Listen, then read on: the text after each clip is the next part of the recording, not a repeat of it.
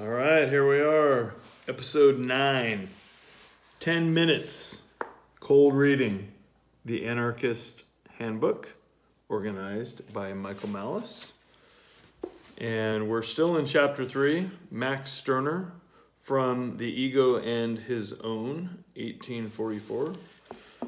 We're starting partway through page 28.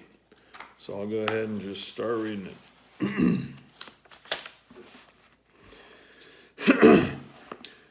Once you no longer let right run around free, once you draw it back into its origin, into you, it is your right, and that is right which suits you.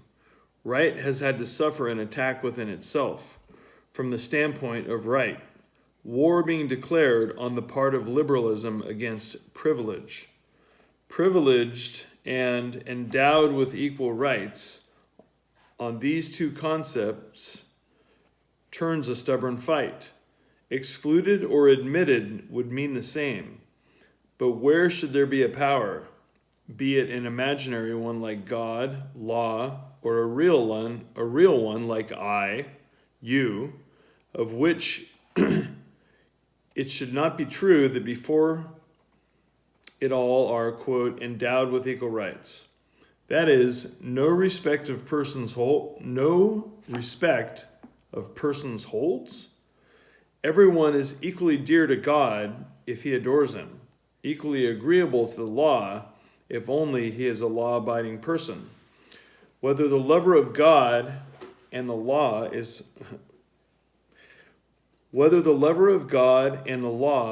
humpbacked and lame, whether poor or rich, and the like, that amounts to nothing for God and the law. Just so, when you are at the point of drowning, you, like a Negro, as rescuer, as well as the most excellent Caucasian, yes, in this situation you esteem a dog not less than a man. But to whom will not every one be also, contrariwise, a preferred or disregarded person? God punishes the wicked with his wrath. The law chastises the lawless.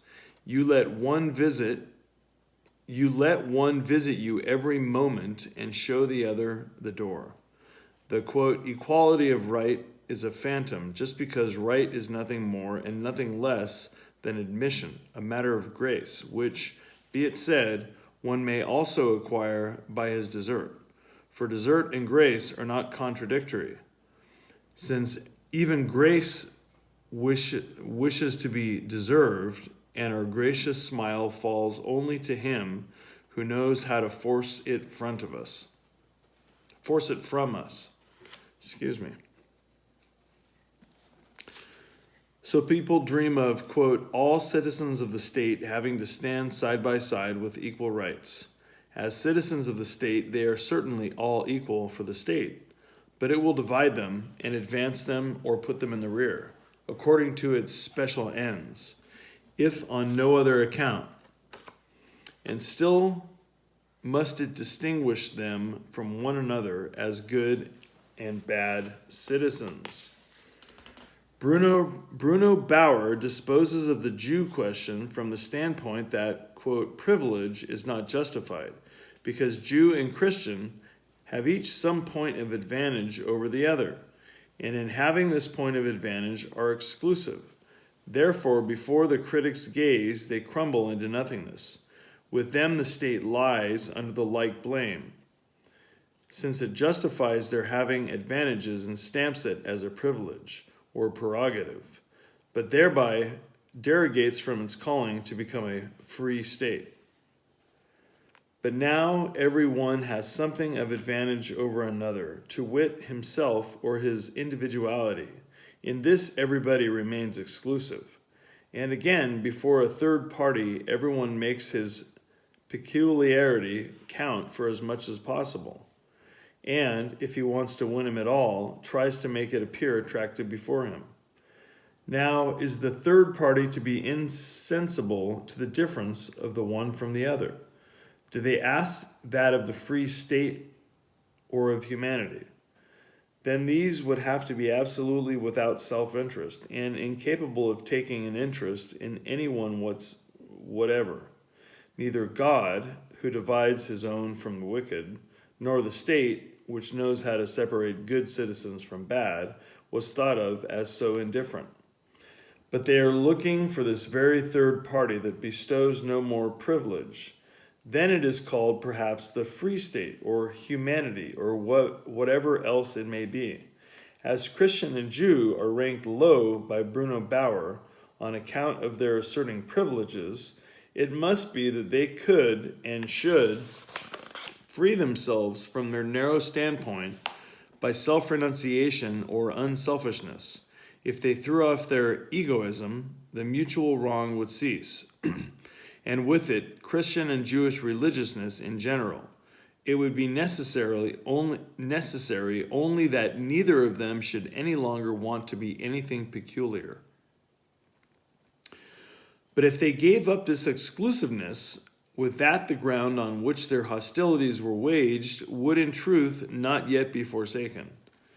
In case of need, they would indeed find a third thing on which they could unite, a, quote, general religion, a, quote, religion of humanity, and the like. In short, an equalization, which need not be better than that which would result if all Jews became Christian.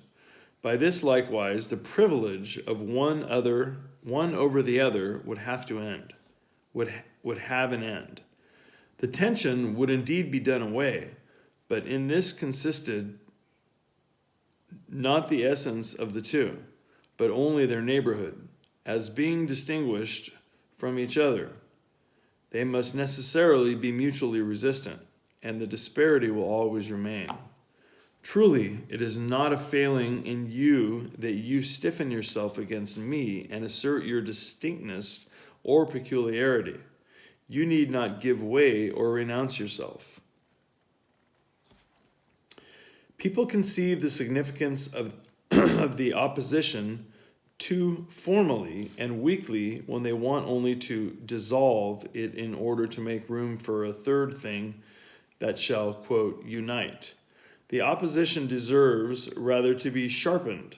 As Jew and Christian, you are in too slight an opposition, and are contending only about religion, as it were about the emperor's beard, about a fiddlestick's end.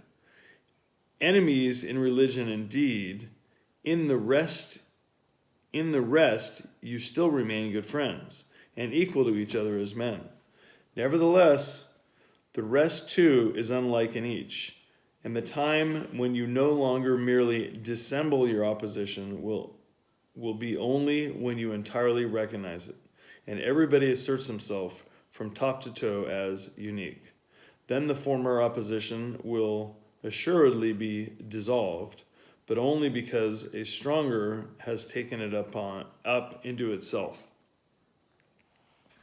Our weakness consists not in this, that we are in opposition to others, but in this, that we are not completely so, that we are not entirely severed from them, or that we seek a communion, a bond, that in communion we have an ideal, one faith, one God, one idea, one hat for all.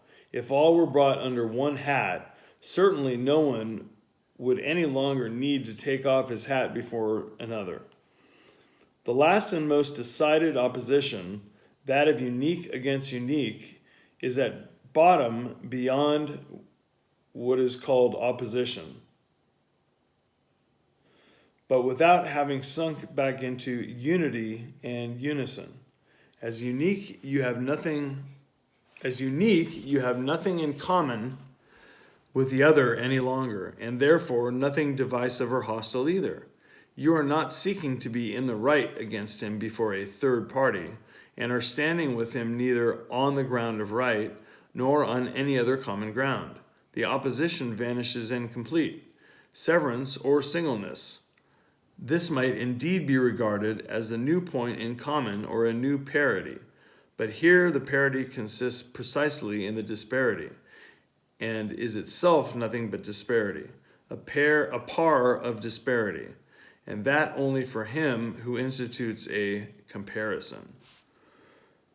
The polemic against privilege forms a characteristic feature of liberalism, which fumes against privilege because it itself appeals to right.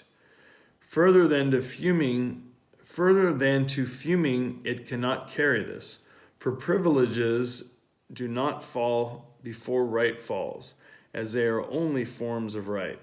But right falls apart into its nothingness when it is swallowed up by might.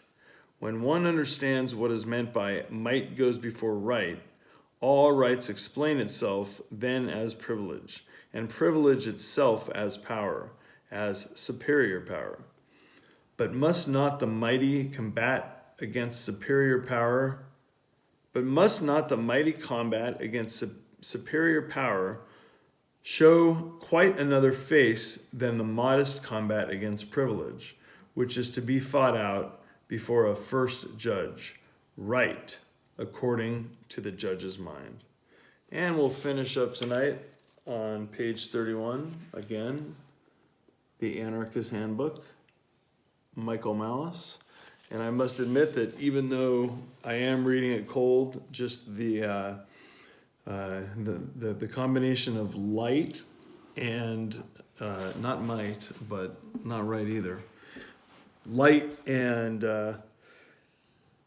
different diction and different word use patterns, and